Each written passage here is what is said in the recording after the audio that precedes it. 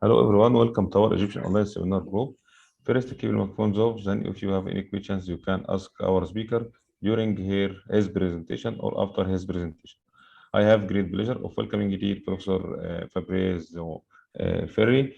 Fabrizio Ferri is a professor of accounting at the Miami Herbert Business School. His research has been published in top-ranking journals, including a Journal of Accounting Research, Journal of Accounting and Economics, a Journal of Financial Economics, Review of Financial Studies, the Accounting Review, Review of Accounting Studies, Contemporary Accounting Research, Management Science, Review of Finance, Journal of Financial and Quantitative Analysis, and the Journal of Corporate Finance.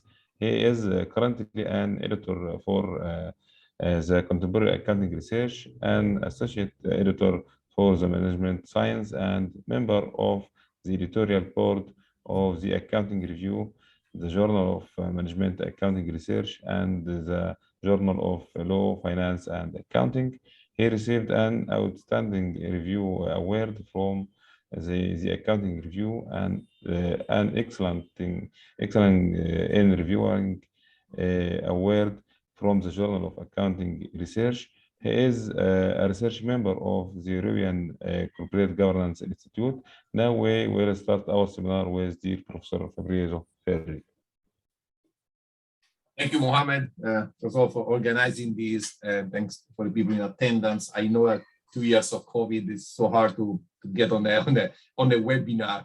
So I appreciate the effort to be in front of a screen, you know, where we spend most of our life these days connected via Zoom.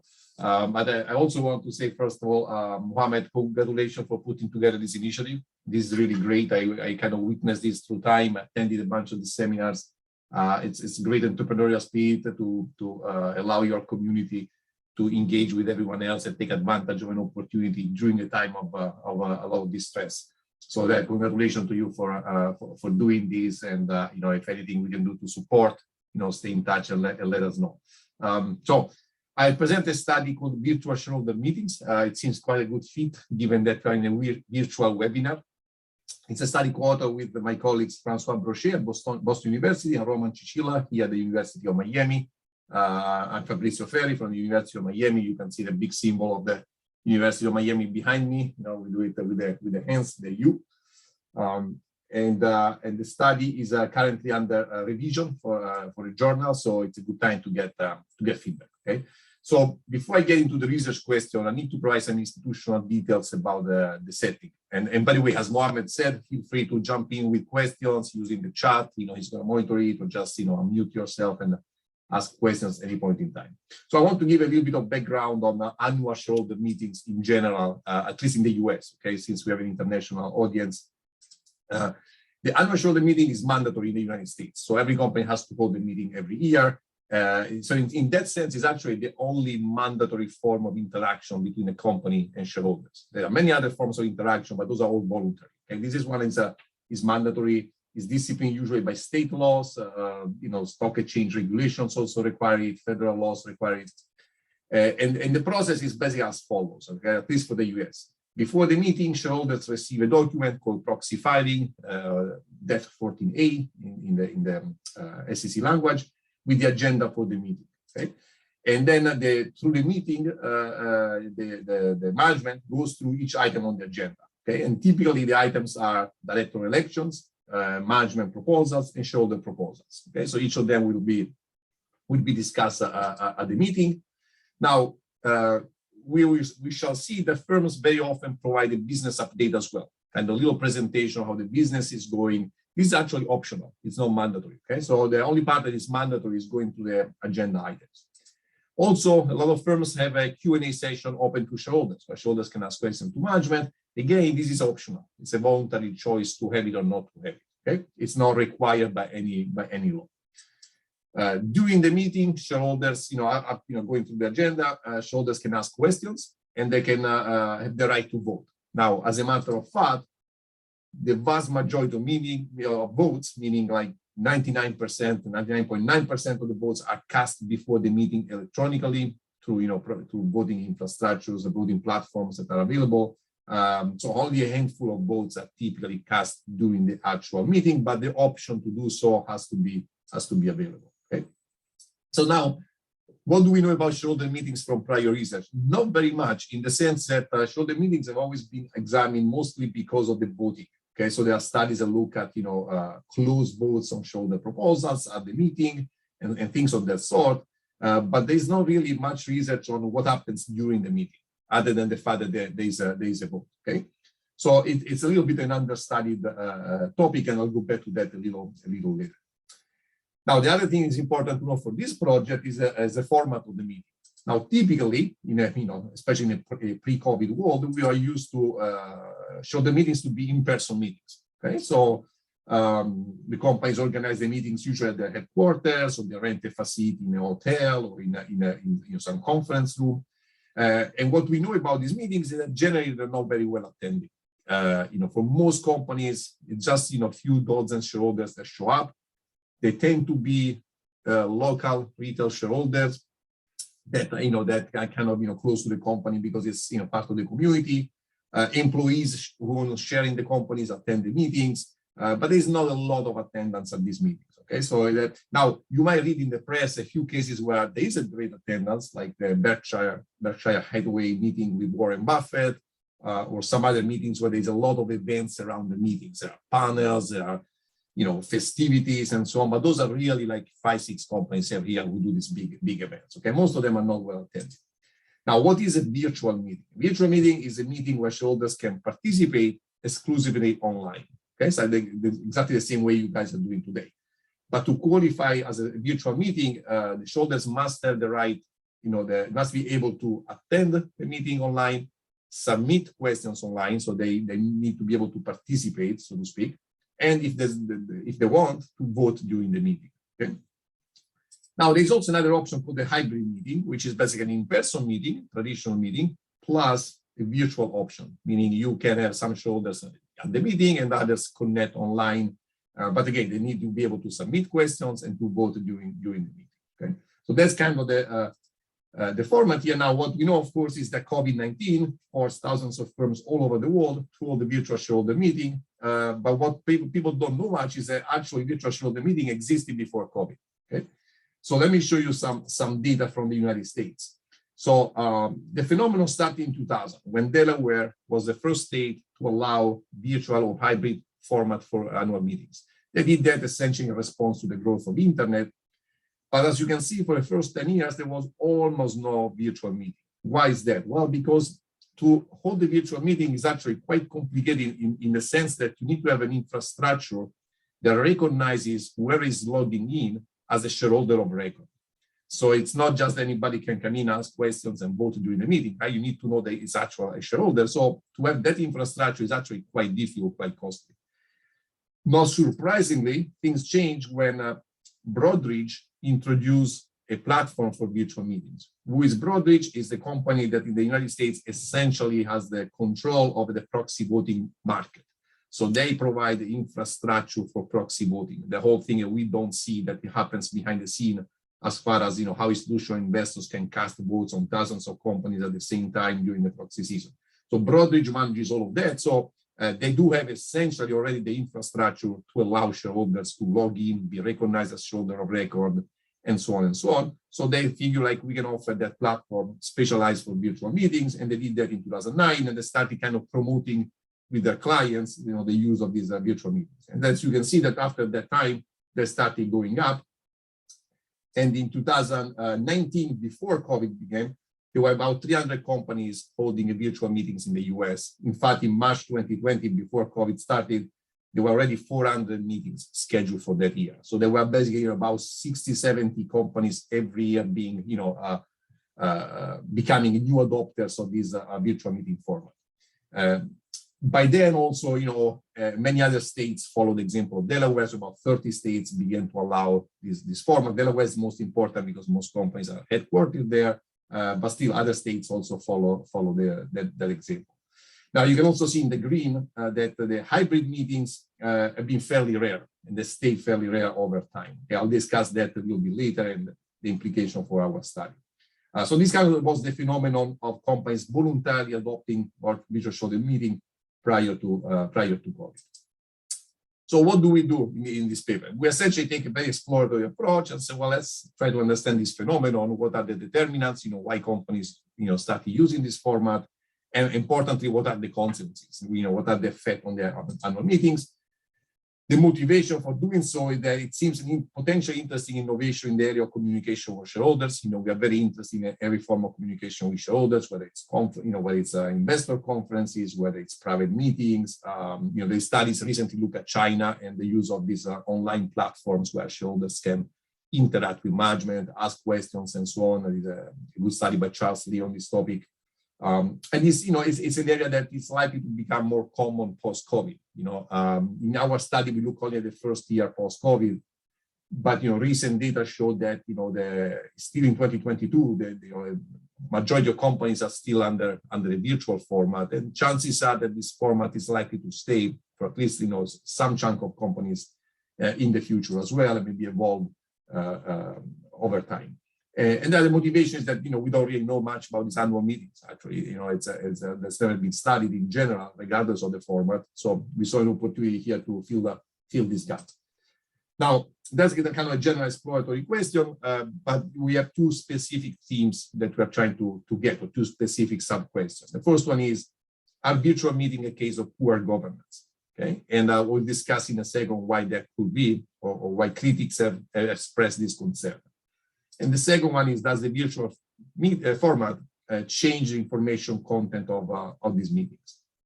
Okay, so to understand why meetings can be perhaps a case of virtual meetings could be a case of poor governance, we need to learn a little more about the mechanics of virtual meetings. Okay, so the first thing is important to know is that virtual meetings tend to be audio, very similar to basically earnings conference calls. In fact, in 2019, 97% of virtual meetings were audio meetings. That's changing a little bit in 2021, 2022, as companies have been pressured to, in some sense, replicate the in-person experience by providing video. The historical reason why most of them are audio is actually because doing the video is technically a lot more challenging. The probability of things going bad in a video event are much higher than in an audio event. So the infrastructure to support the video experience is a little more complicated, a little more costly, and so generally speaking, it's been audio. The second thing important to know is that shareholder proposals can be read via phone by the proponent.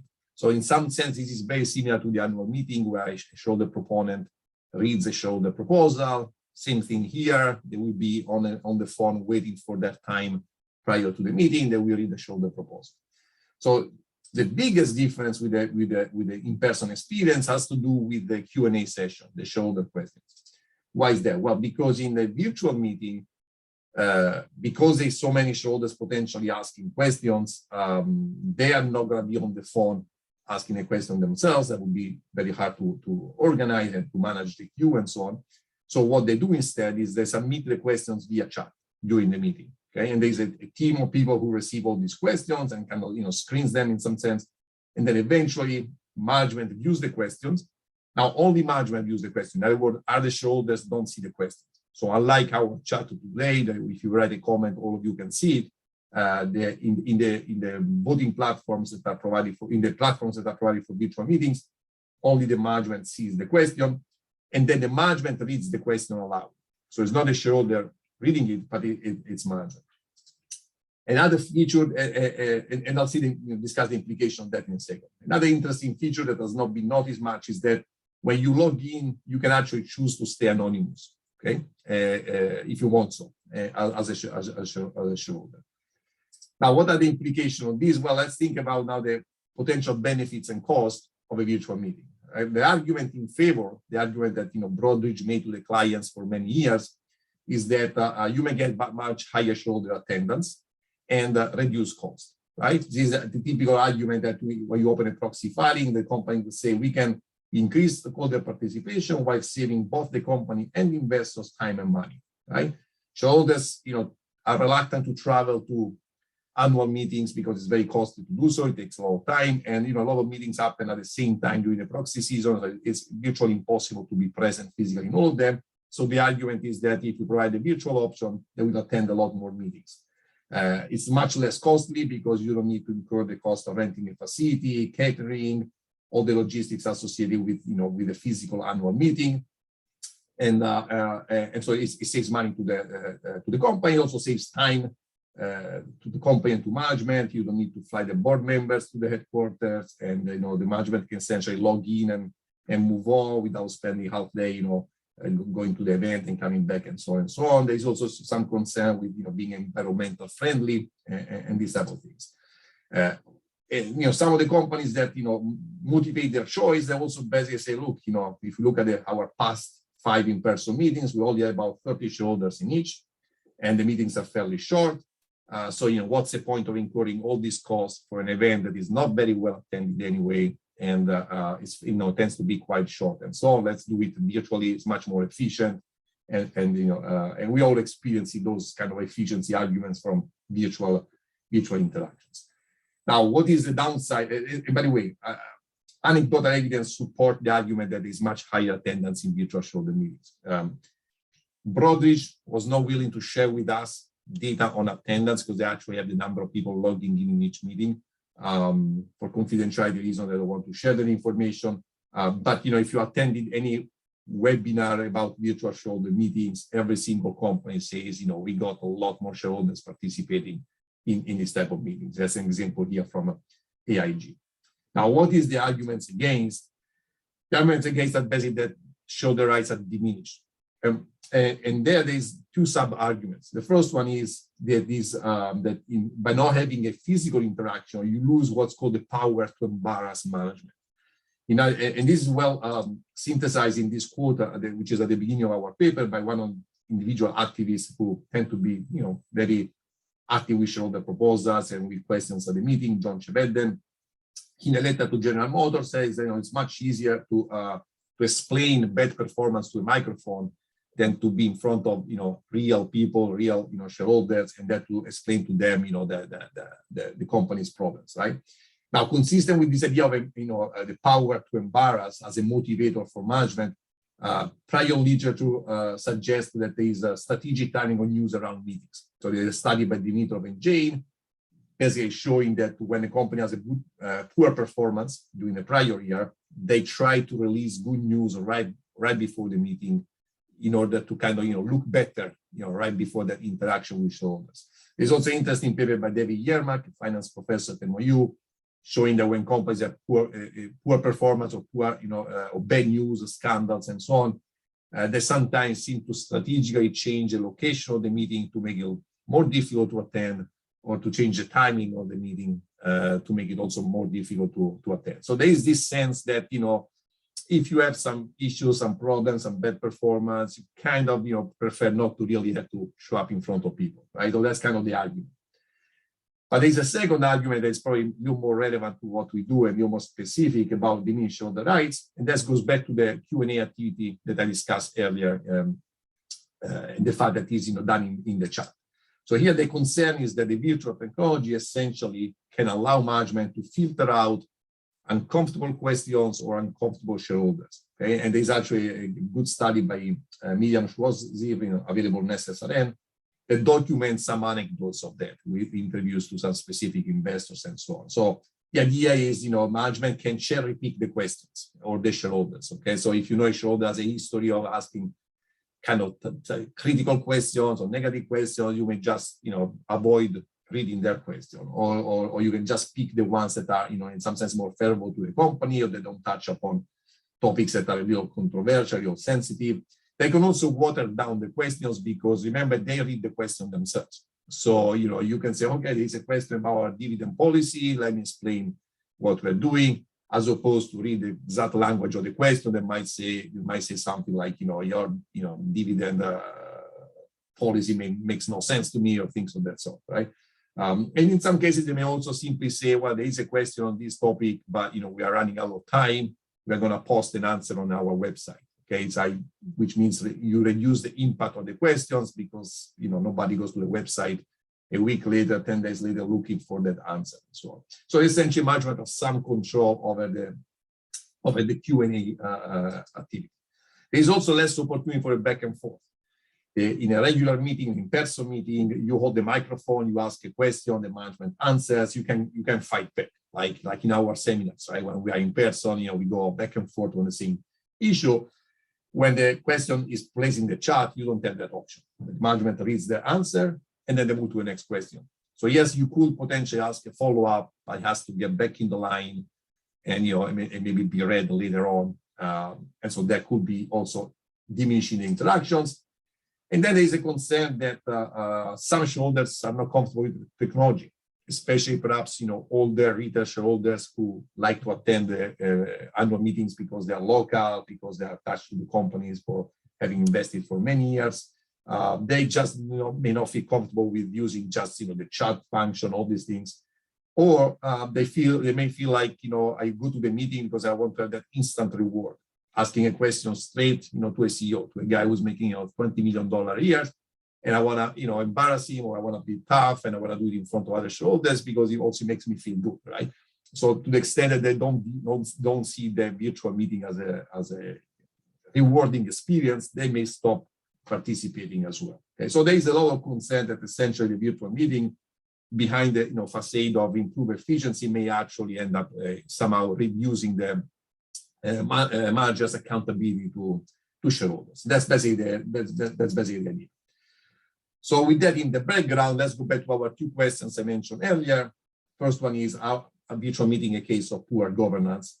And the second one is, does the virtual format affect the information content of the meeting? Okay. So to summarize the arguments, on one hand, you might say that greater shareholder attendance and greater participation might improve the meeting's information content, right? Perhaps now that hundreds of people, or even in some cases thousands of shareholders connect to a meeting, the management will have an incentive to have a much longer and more detailed business update. The questions would be more sophisticated because there will be a lot of institutional investors connected, more specific, and that will lead to a better answers by management, more relevant information coming out from these interactions. The counter argument is essentially that the opportunistic use of the technology, or just the technology itself, may actually end up limiting shareholder participation and therefore reducing information content. Right? If management cherry picks the questions, so some of the most interesting topics will not be discussed, the answers could become more generic, shorter. Management may just provide less information in a more concise way, because there is not this interaction with the shareholder. So essentially, that at the end of the day, it's kind of an empirical question, and that's what we try to look at in the study. So let me give you a little bit of a roadmap. I don't know how much I will be able to present. So just to kind of big picture what we're trying to accomplish here. So first of all, we present some discrete statistics on the patterns of adoption of the virtual format, the motives companies offer, and also maybe a little bit on the market reaction on the announcement of a virtual meeting. We don't find much on that dimension. And then we'll move to our two questions. The first one is, the determinants. We look at a sample of voluntary adopters. We have about 426 unique firms that voluntarily chose to adopt this format prior to COVID, resulting in about 1,400 meetings, virtual shareholder meetings. And here the main question will be, do firms adopt? Is there any evidence suggesting that they adopt virtual shareholder meetings to avoid scrutiny? So do they do it opportunistically at a certain time, certain situation, as a way to avoid that face-to-face interaction with shareholders? Okay. And then we look, at the consequences of the adoption, and the heart of the paper will be on look at the activity at the meeting. And to do that, we're going to basically do text analysis of transcript of annual meetings and kind of try to document what happens during this meeting and how that changes during the format. So there, in some sense, the contribution is twofold. On one end, we want to see how the virtual format changes the activity of the meeting, but also more generally, just document what happens during an annual meeting, okay, since that's not been really examined before. And then we move to some market-based proxies of information content, trading volume, absolute returns, to see, if there is more action, quote unquote, around this virtual meeting, more or less action than in in-person meetings. Okay, so that's kind of the the plan in the consequences analysis, we are going to exploit two samples. The first one is the adopters prior to COVID. So that we're going to call them voluntary virtual meetings adopters. Of course, there we need to take into account that this is an endogenous choice. So in interpreting the consequences, this is a biased sample of companies that chose to do a voluntary meeting. And then we'll try to complement that by repeating the analysis with a sample of forced adopters. So these are the companies that essentially, March 2020, there's not much choice. They had to go for a virtual meeting for the virtual meeting as a result of COVID. Okay, so that is more of an exogenous shock. Although I will qualify that statement a little bit once we get there. Hey, Jason, good to see you. Go ahead. Hey, good to see you. Yeah, very interesting paper. I just had a quick institutional question. So how much variation is there in terms of the format of a virtual meeting? So could a firm voluntarily even start to allow questions on the spot, or is the format something set by the state in terms of the regulation? Basically, who chooses what the format looks like in that case? So within virtual meeting, you're saying? Right, exactly. Because so there's really no laws that control the format of annual meetings in general. Then market change regulation, the state laws, and they all require that there has to be an annual meeting. But as far as the structure of it, the format of it, there's really no regulation whatsoever in general. And that applies to virtual meetings as well. Now, because pre-COVID, 99% of the meetings happen on the Broadridge proxy voting platform. So the platform, the virtual meetings platform that they created. So the format is in some sense limited to the options available there. And that's why they're audio, and that's why you put questions in the chat, but the chat is not visible to other shareholders. It only goes to management. And so it's quite similar, homogeneous across all the companies. Gotcha. Okay. Now, for the second year post-COVID, which is not in my sample, things started changing a little bit because there was a working group voluntarily created by institutional investors, some companies, Broadridge, to essentially learn from the first year of this experience. Because remember, there were only 300 companies who were doing that, and they were doing that voluntarily. Then all of a sudden, 3,000 companies were doing that, and they were doing that on the spot, right? This happened in March 2020. Most meetings are April, May, June. So there was really not much time to do anything, and they just kind of rushed to get some platform to run these meetings. But that has changed a little bit as a result of a couple of things. One, there was a huge supply of new providers of virtual meeting platforms. So there were about a dozen companies that kind of started offering cheaper options than Broadridge to run these meetings, because also Broadridge, I don't think they had the capacity to run 3,000 companies. So in some sense, there was so that led to some variation in format, because some of these platforms didn't offer certain options. It turns out that most of these platforms actually turned out to be problematic compared to Broadridge, because there was the issue of validating the shareholders was not very smooth. So a lot of shareholders complained that they couldn't access the meeting and so on. But now Broadridge has made available their kind of system to all the other platforms as well to make it smoother. And this working group also started thinking about, proposals for improving the experience. And one of them was to have more video content, because that kind of replicates a little bit the interaction we are having with you now. And also have other features such as, discussion whether or not to make the chat available to all shareholders to look at, some discussion about whether there should be a forum on the side where shareholders can interact with each other. And so there's been a bunch of proposals out there. I would say the format I look at, which is very standard in material, is still probably 80% true in all companies, even 2022. But there is more experimentation, and this is something that, I think now the companies have tried for 3 years in a row. I think if this was only a 1-year thing because of COVID, probably most companies would have reverted to in-person meetings.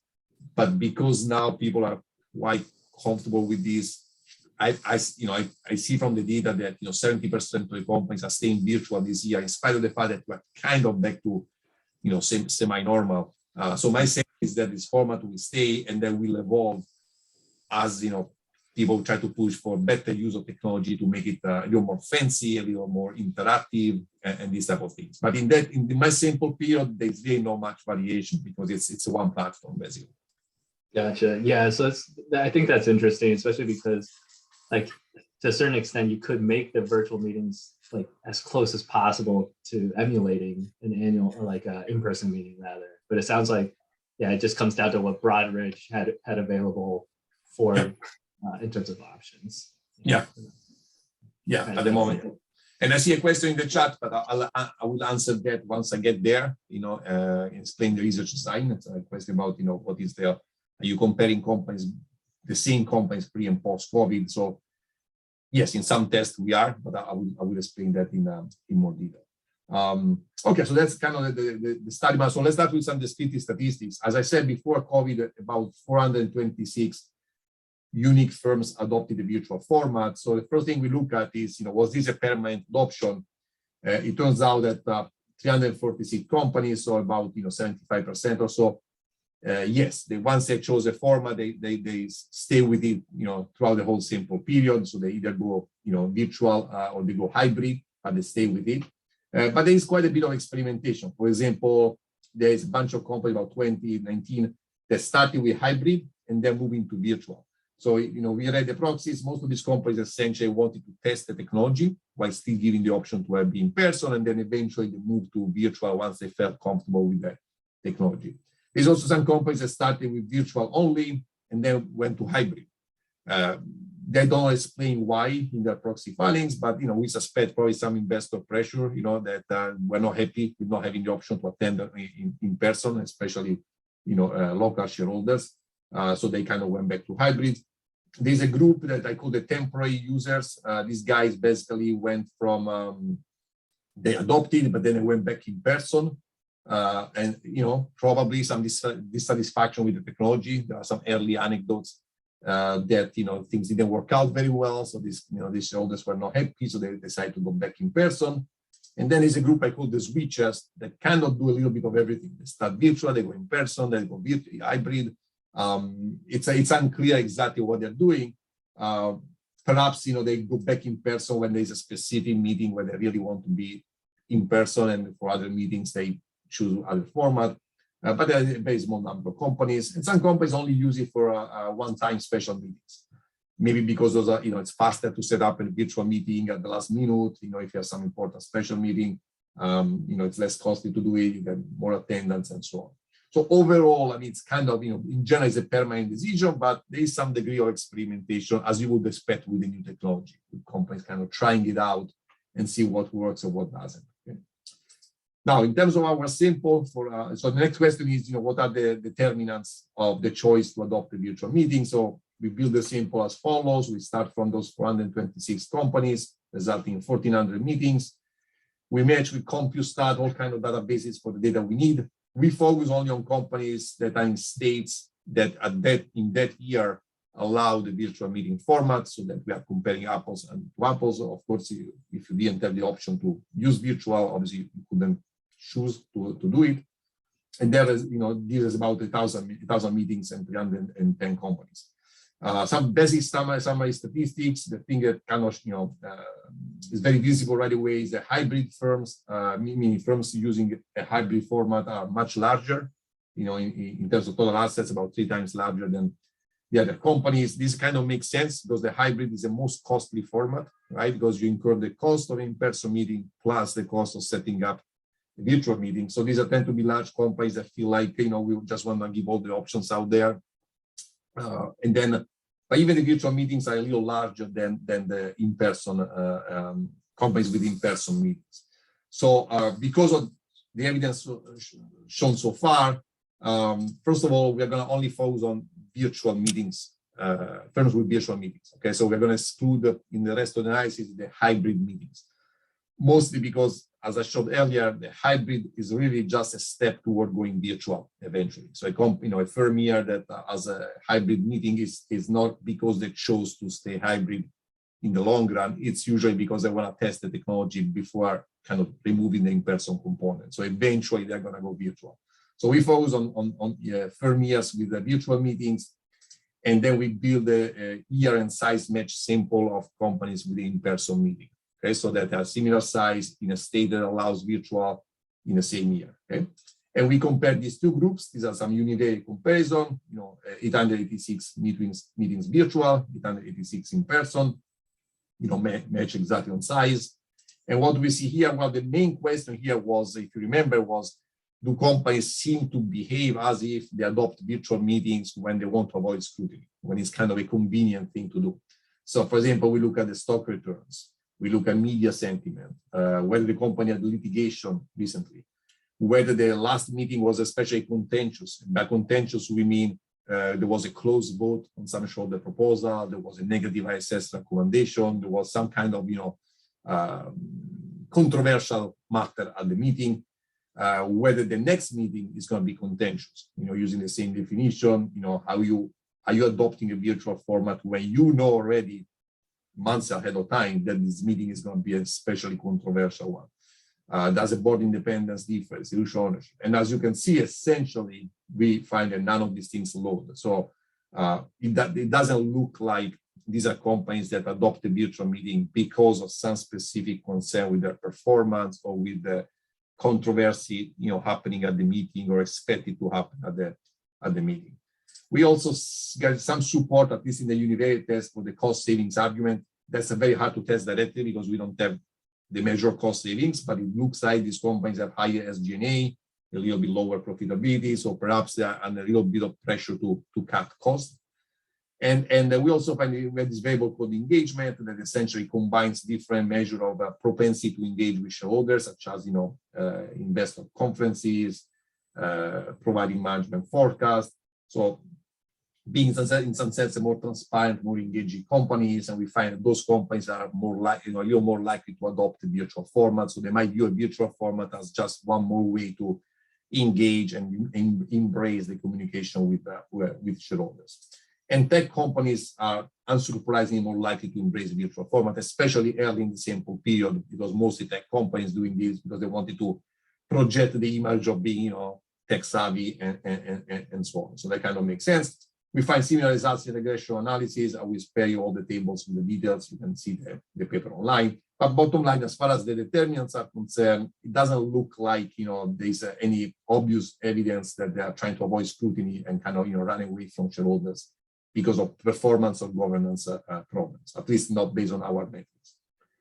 We then move to the kind of the heart of the paper, which is the analysis of transcripts. Okay, so I didn't really know much about this. First of all, my first question when I started this project was like, can we see what happens at the meeting? I had no idea whether there is any transcript out there. It turns out that a couple of providers, including Capital IQ, collect this information. Now, we got the transcript for about 800 virtual meetings and for almost 2,000 in-person meetings. Now, you might notice that this is these numbers suggest that for virtual meetings, the proportion where we find transcript is actually quite high, right? We had about 1,000 meetings, so most of them do have a transcript. Why is that? Well, because Broadridge has the audio files of the meetings, so it's very easy to convert those into a transcript. For in-person meetings, however, unless the company decides to create a transcript, they're not very much available. So in the full sample of, if you remember, was about how many meetings we had here, 25,000 in-person meetings. We only have the transcript for less than 10%. I think 7 or 8%. Now I try to understand how Capital IQ gets this information. Why? They basically said that when our users want to have this information, we go and collect it if the company has it available. Okay, so it turns out that it's mostly large companies that have a transcript of the in-person meeting. So there's definitely a bias toward large companies in this transcript data for the in-person meetings. So keep that in mind as we go through to the rest of the paper. So we found there's another source, I think Thomson Acorn also has transcripts. We found this was a little easier to work with, but more or less the coverage is the same. So what do we do with this transcript? Well, we hear my colleague Roman Cicilla is an expert in textual analysis, and so We collected some information using the text analysis techniques. First of all, the meeting duration that's provided actually by Capital IQ, so that's easy. And then we basically, using these tools, we split the transcript into different sections. So we try to identify, first of all, what we call agenda and presentation section. So the agenda is just basically a list of the items up at the meeting that management is going to read through. And then the business presentation section is when the management provides an update on the business or the performance of the companies or some news or whatever the management wants to discuss. And then we separate that from the Q&A section with the questions and answers. That part is actually quite problematic. I refer you to the paper for a lot of details on how we do this and how we build the algorithm and so on, because in an in-person meeting, it's easy to separate questions and answers because you have management answering, shareholder asking, management answering, shareholder asking. In the virtual meeting, as I mentioned earlier, it's a management reading the questions because they get submitted through the chat. So there is no identifier for shareholder versus management. So you really need to work with the text analysis to split out questions and answers and be able to separate a portion of text for each of them. So once we do that, thanks to my co-author for this, we measure then the frequency, like the number of questions, number of answers, the length, the length of the business presentation, the length of questions, the length of answers, the tone, if it's positive or negative, and specificity. So how specific is the language in mentioning facts, numbers, entities. So these are all measured typically, using the kind of text analysis literature, fairly standard, and we're working on some new ones now that we can look at.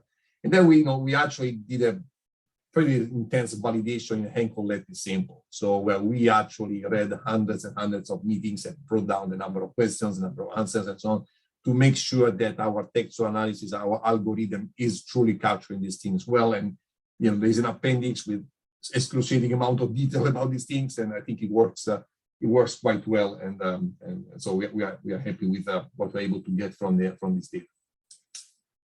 So here's some data. Okay, I'll start with some data, just comparing all the virtual only meetings with the transcript to the in-person meetings with the transcript in the pre-COVID period. Okay, so that's basically all the data we could use. Okay, so with no adjustment, no controls, and so on. So just some basic stuff that, again, I had no idea what we would see because I had no prior experience with any study on the content of these meetings. So the first thing that was striking to me that the length of an in-person meeting is quite short. On average, about 45 minutes, consistent with the quote I showed earlier, actually. There are some that are a couple of hours, the big companies and so on, but some of them are really, really short.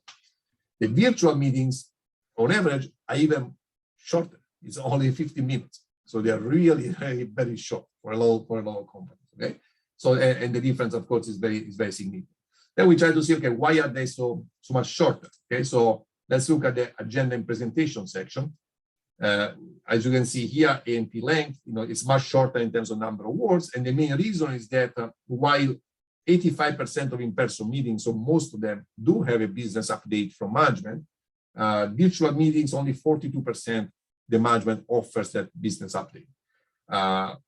Condition upon having a business presentation, that it's shorter, number of words, length. The tone is slightly more positive, but not much of a difference economically. And they're less specific. So in virtual meetings, management tends to offer less business updates, shorter if they do, and less specific. Also, the other contributing factor to the lower duration is Q&A length.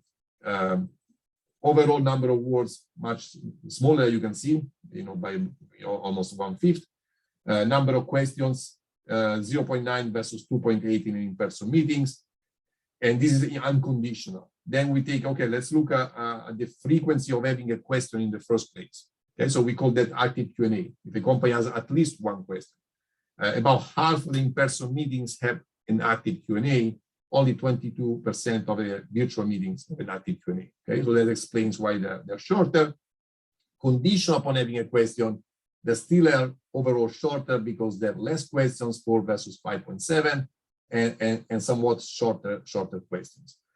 I will comment on all of this as we go through. Right now, I'm just describing it. Then the tone also looks more negative. And this actually, for those of you familiar with tone metrics, is actually a big difference. So the questions in the chat tend to be more negative and a little less specific, whereas the answers by management tend to be similar in length, tone, and specificity. Okay, so that's kind of the starting point of all of these. And of course, you start, the first, as a researcher, your first reaction is, this could be explained by a lot of things. This difference, it's nothing to do with the virtual format. For example, size, right? In larger firms, you would expect more actions, more participations, more questions, more business updates and stuff like that. So let's match on size. So now here in the size match sample, now we have a reduced number of meetings because we only take the one that have the perfect match, so to speak, in size. And we look at the same characteristics. And as you can see, I will not go through all the numbers. You can take a look at paper, but essentially it's the same thing. The difference is somewhat smaller, but still large and significant. Half of the duration and so on, about half, little less than half of the business presentation frequency. The active Q&A is still about 22 to 40%. So pretty much the same story when we match on size. So it's not just a story of size. The interesting change in the result from the previous table, and that's very important, is that condition upon having at least one question. So if there is an active Q&A, the number of questions is no longer different. Okay, that's very important because one of the concerns is that management can cherry pick questions, which will lead to a decrease in number of questions asked at the meeting. We don't see that. The number of questions tend to be similar as long as there is at least one question. It is still true that there's less cases of at least one question in virtual meetings. And so that's the main difference. Now, the next thought is, okay, maybe what we're capturing here is that companies adopting voluntarily virtual format are companies that had very little action to start with all the time. And that's exactly why they want to go virtual, because they feel like, hey, nothing happens at our meeting, it's just a waste of time and money, let's go virtual, okay? So in that sense, one say, okay, just compare the company to themselves in the past.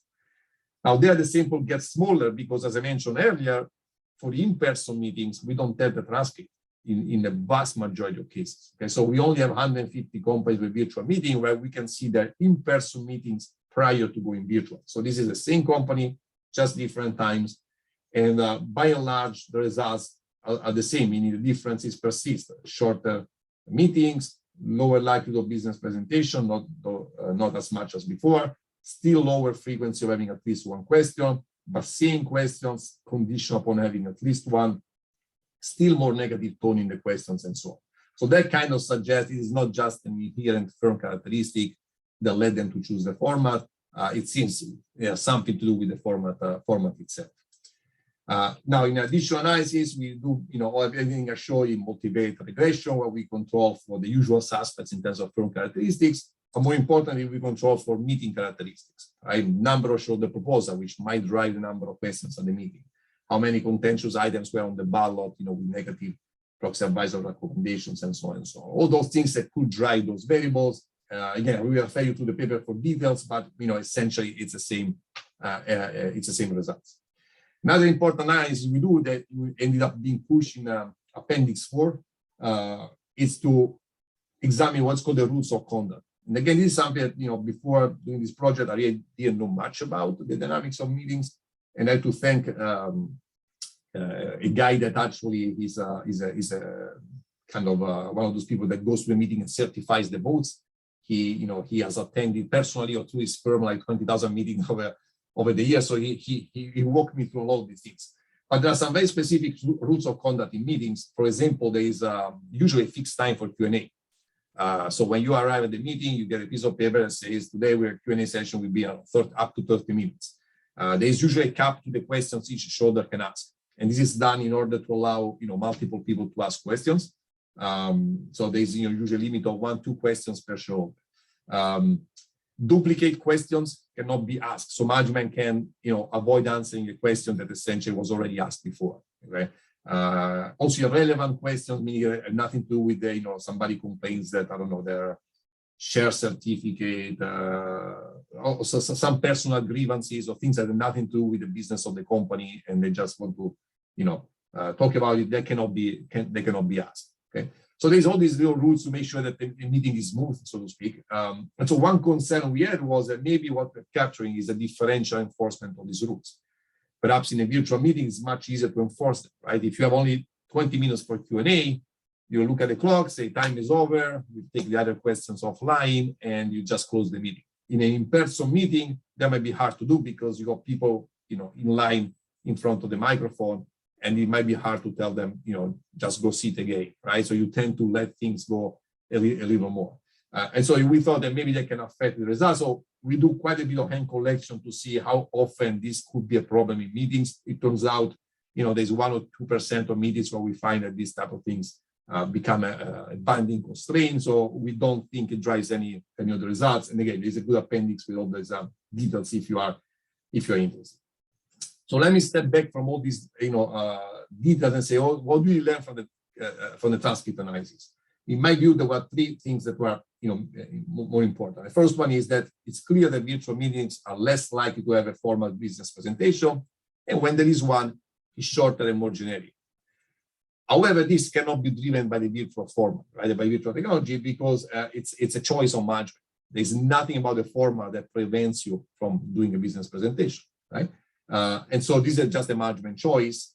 So this is, to me, suggests that the companies adopting virtual meetings voluntarily did not really do it to reach out to a larger audience, but to keep the meeting as concise as possible. This is basically the view that it's a compliance exercise. We have to go through it. Let's do it as efficiently as possible, cut the cost, and and get it done with, right? So that's kind of contrary to the notion that you can reach out to a much larger audience. You now have hundreds of shareholders. Why not use that opportunity to offer much more extensive business presentation and take advantage of that opportunity, right? So it doesn't look the voluntary adopters were that type of firm. It looks like more they were more about getting more efficient and cutting cost and time of annual meetings.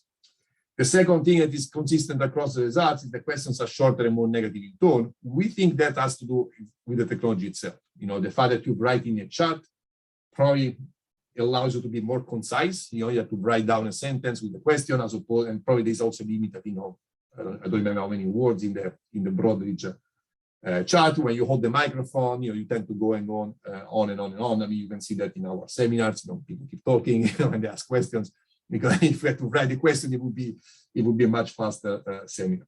And also the impersonal, natural online communication, combined with the fact that I mentioned earlier, you can stay anonymous, perhaps allow shareholders to be more aggressive. Maybe, when you're facing the CEO and so on, you tend to be a little more polite. And, the fact that you put it in a chat, we see that with social media a lot, allows you to be a little more direct and more negative, right?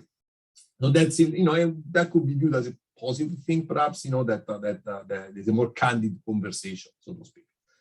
And the third thing is that, and that's probably the most important from the point of view of the governance debate, is that it looks like there's the same number of questions conditional at least on having at least one question.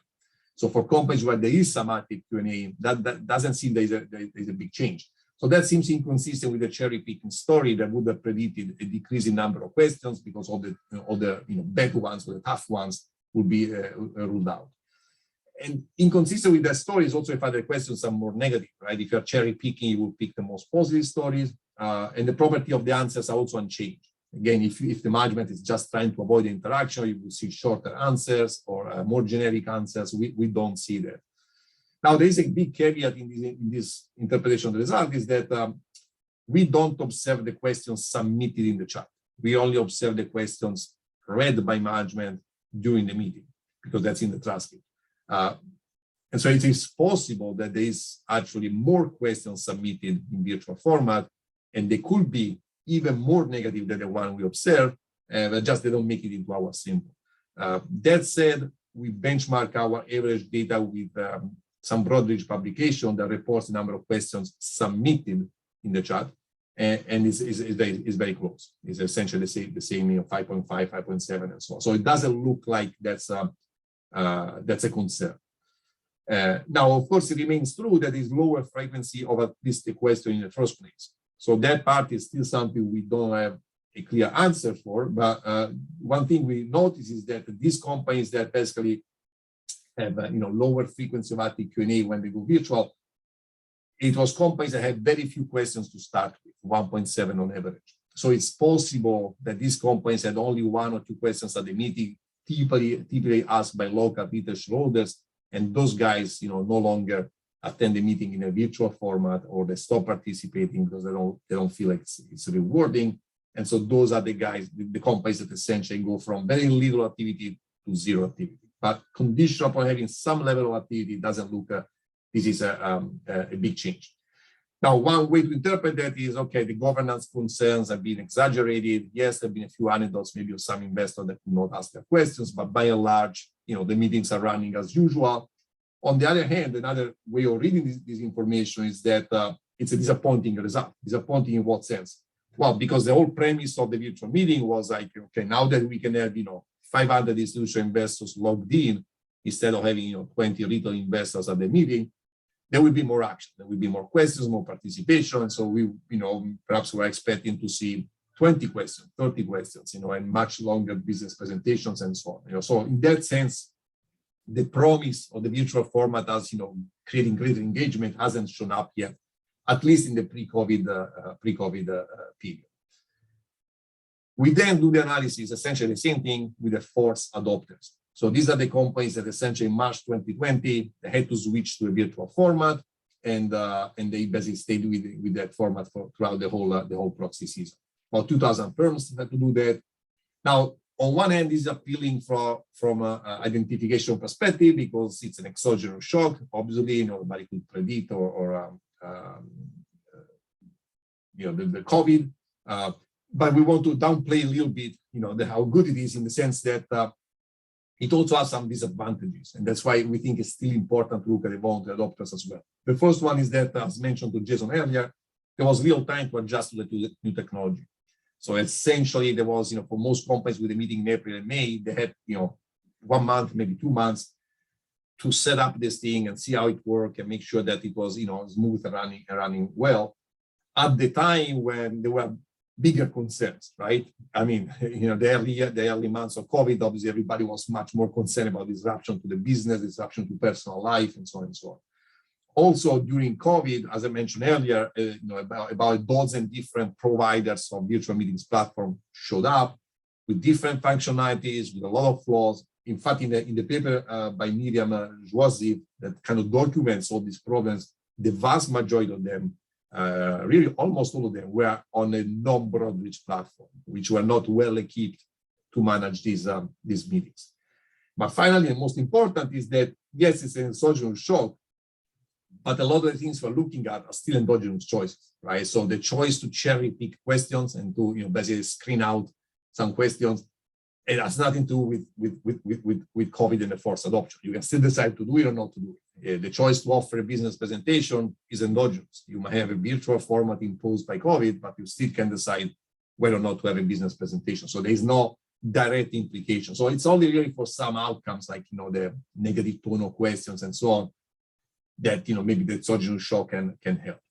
Nonetheless, it has some advantages. One of them being also that it allows to do a more formal diff-in-diff analysis, because now we have 145 firms where we had transcript when they were in person 2019, and then transcript when they were virtual in 2020.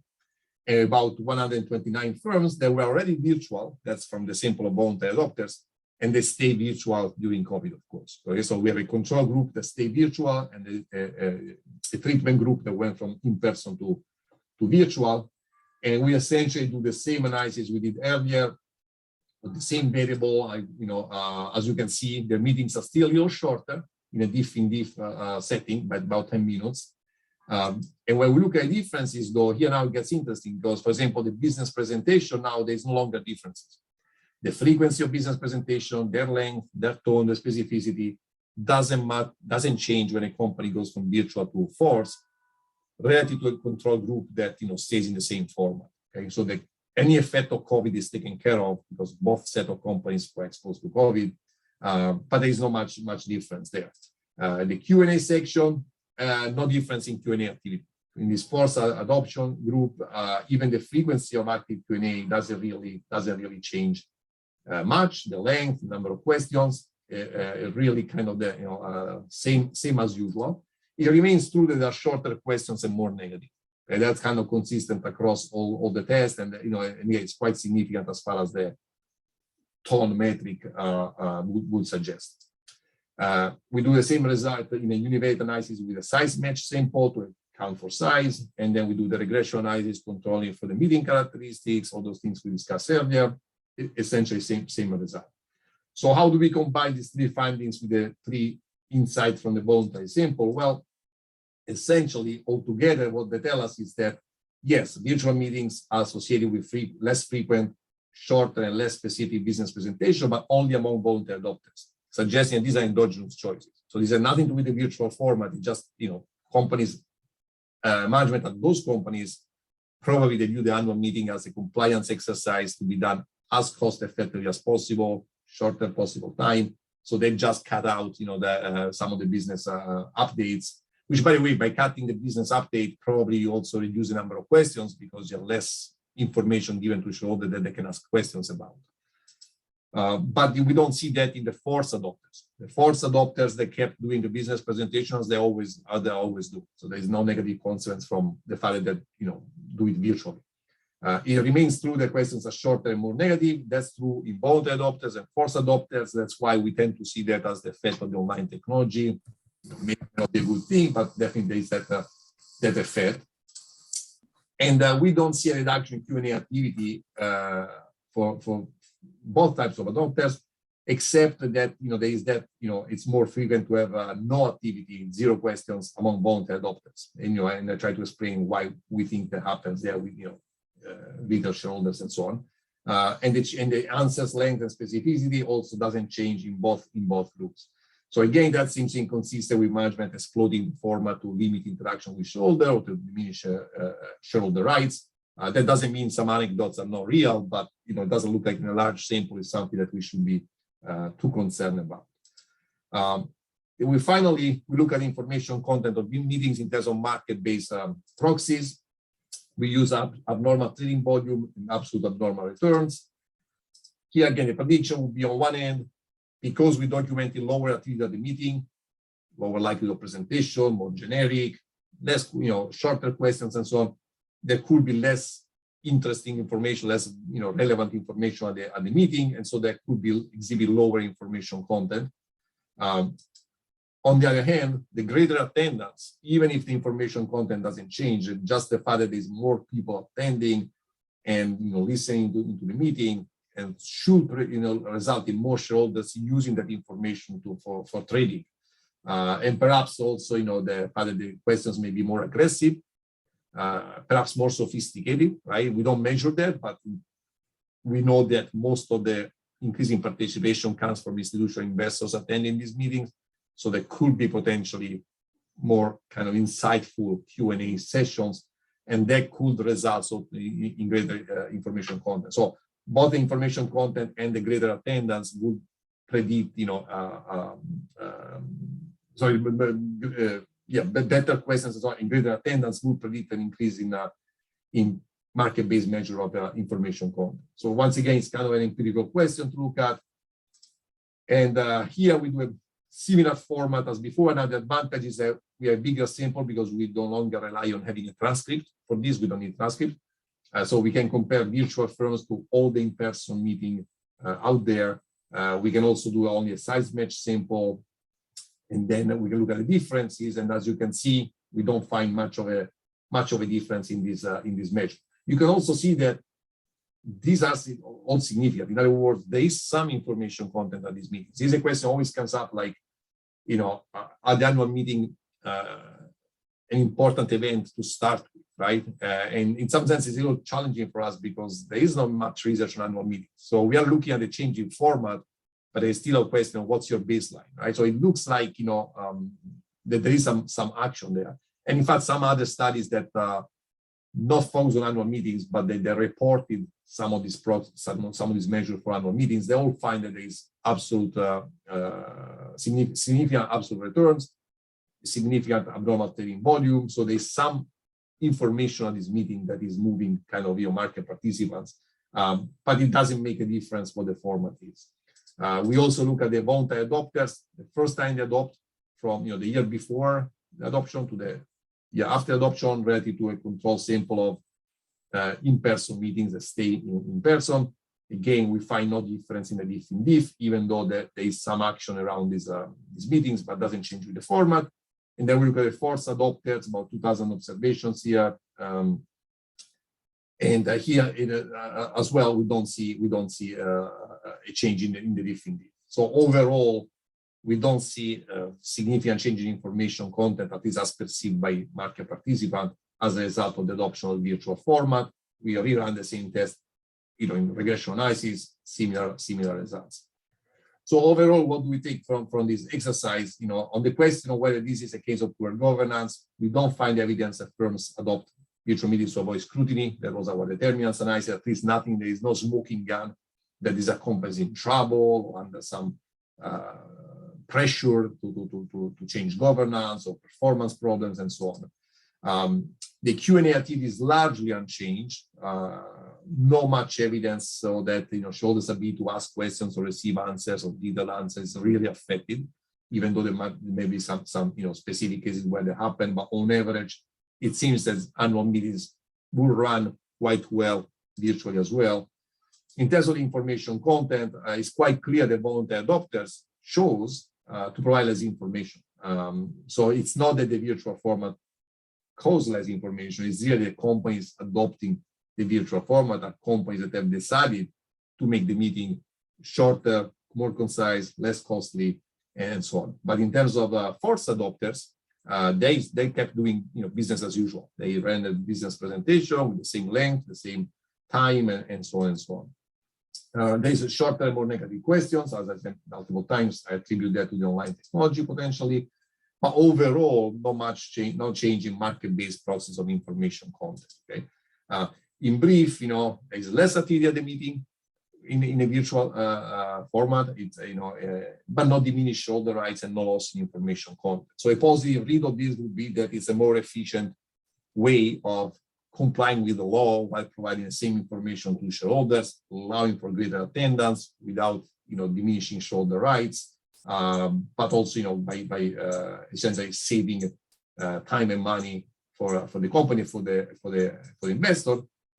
On the other hand, it could be also a case of missed opportunity, at least in this first year, right? So we have to remember, I'm looking only at 1 year of data, which means, and during COVID, when people were quite distracted and probably they wanted to keep this meeting as quickly as possible. It's mandatory to do a meeting. Let's get it done and move on, right? That was probably the approach. It is possible that if one revisits this evidence using 2-3 years of data, this could change. And so there could be an opportunity here for firms and investors, perhaps a missed opportunity so far, to make this a more meaningful communication venue. Perhaps use this mandatory event to engage with shareholders differently. So it is possible that over time we might see more shareholder forums there where they can exchange ideas, similar maybe to the online platform in China, or maybe annual meetings be used to talk more about sustainability. For example, it could be the opportunity for companies to offer an annual update on their sustainability effort. Who knows, right? So, but the tool is there, the virtual tool now is there, and it's possible this takes off and becomes more important in the future. In terms of contribution to the literature, since we still have 10 minutes, we essentially try to speak to this, literature on direct communication between firms and market participants, which is obviously an important area in accounting. There's so many papers on conference calls, obviously with analysts, investor conferences, and so we try to, to add one more piece of evidence that is really unique in that, unlike those venues which are typically attended either by sell-side analysts or by professional investors, annual meetings are kind of the only venue available for retail shareholders who tend to attend quite a bit of these meetings.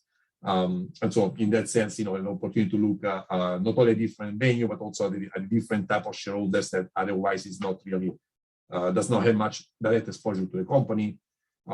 We expand the literature on annual meetings. By and large, the literature is focused on the meeting as the setting where the voting happens. So there's a lot of papers on voting outcomes, which happen at the meeting, but not really on what happens at the meeting itself. And then more generally, there's a growing literature on technology innovation in accounting and governance. I mentioned before these papers on interactive online platforms, for example, in China, but there's also some of these platforms, becoming more popular in the US. Papers that look at the use of Twitter, papers that look at the use of phones and mobile connectivity and so on. So generally speaking, this is kind of a the technological innovation in accounting that kind of contributes to that to the leadership. That's it. So thank you for your time. And if you have any questions, please go ahead. The paper is available on SSRM. If you have follow-up questions on data, databases, and so on, feel free to get in touch as well. Thank you very much, dear Professor Fabrizio, for your contribution and your effort. It's been really appreciated. Thank you very much. It's an excellent presentation and excellent paper. If anyone have any questions, you can open your mic and ask your question.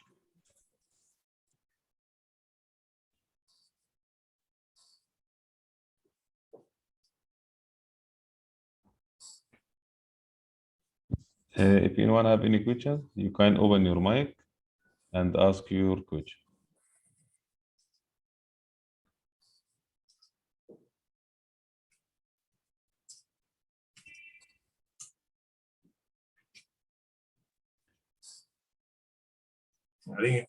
I hope the presentation was exhaustive enough that there are no questions, or somebody's asking, can you share the PowerPoint presentation? Yeah, I'll send it to Mohammed, and he can distribute to whoever he wants.